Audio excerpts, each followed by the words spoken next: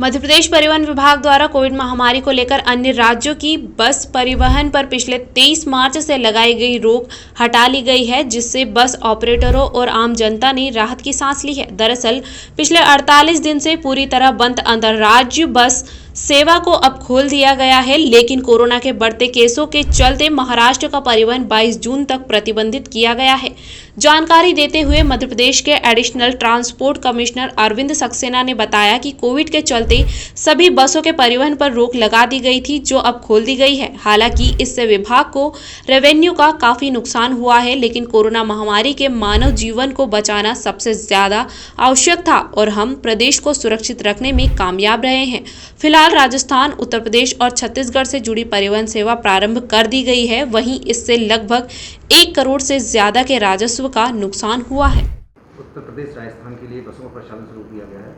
किस तरह की व्यवस्थाएं की गई है? देखिए, अभी जो स्थिति ये है कि जो मध्य प्रदेश से केवल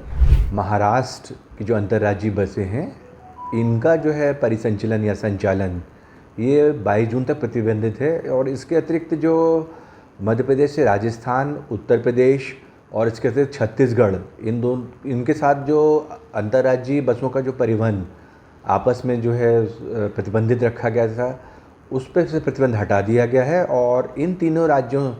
से बसें हमारे राज्य में आ सकती हैं और हमारे राज्य से इन तीनों राज्यों में बसें जा सकती हैं। तो इस प्रकार से जो यात्री मध्य प्रदेश से यात्री बसों के माध्यम से उत्तर प्रदेश जाना चाहते हैं, राजस्थान जाना चाहते हैं, छत्तीसगढ़ जाना चाहते हैं या वहाँ से यहाँ आना चाहते हैं, तो इनके लिए अंतर्राज्यीय बस का परिवहन खुल गया है। लेकिन अभी महाराष्ट्र में जो है, क्योंकि कोविड-19 संक्रमण की व्यापकता है और इसलिए एक प्रकार से प्रिकॉशनर रखते हुए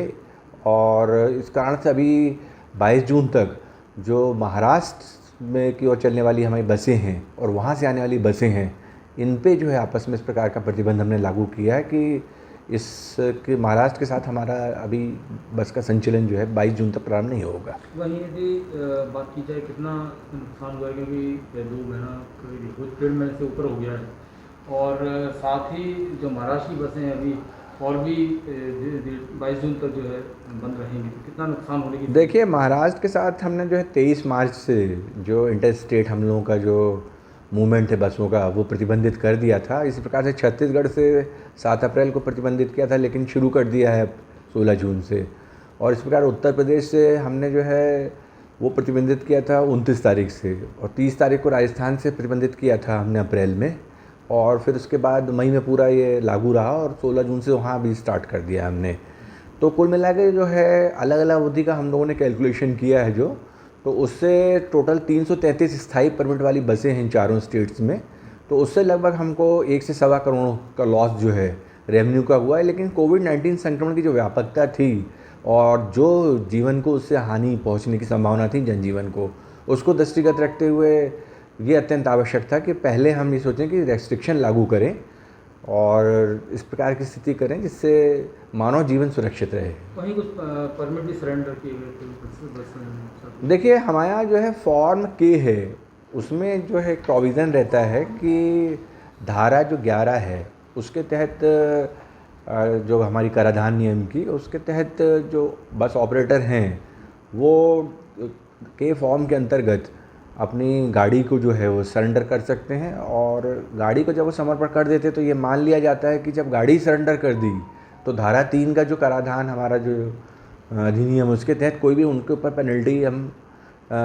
या मतलब बोलते हैं टैक्स हम इम्पोज नहीं कर सकते हैं। तो इस कारण से जो फॉर्म के जिन्होंने मतलब प्रोड्यूस किया हमारे सामने कि अब हम गाड़ी को समर्पित करते हैं और गाड़ी नहीं चलाने वाले आगामी महीने में, तो इसमें